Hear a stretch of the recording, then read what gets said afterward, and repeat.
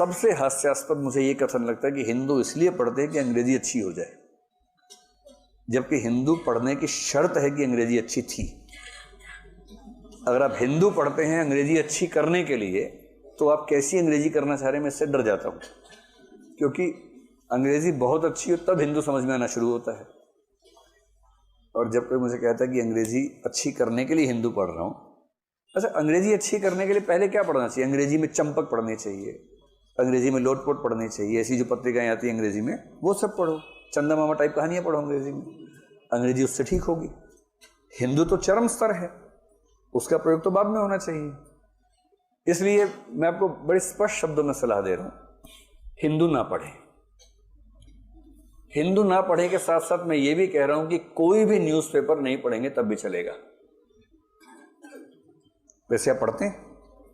कौन सा अखबार पढ़ते हैं? दैनिक जागरण। कौन सा संस्करण? राष्ट्रीय। क्या पढ़ते हैं उसमें?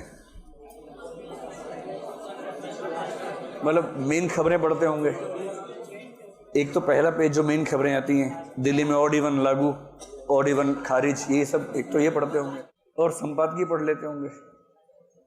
संपादकीय आपका प्रीलिम्स में तो हेल्प करेगा नहीं, तो आप संपादकीय पढ़ें तो ठीक है, कोई दिक्कत नहीं है, लेकिन प्रीलिम्स के पॉइंट ऑफ व्यू से उसको पढ़ने की जरूरत नहीं है।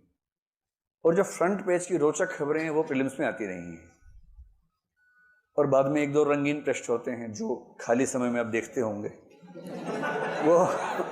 वो पढ़ने वाले नहीं होते, देखने वाले होते हैं बेसिकली, वो ही प्रीलिम्स में नहीं आते हैं, तो उससे कोई मतलब बनता नहीं।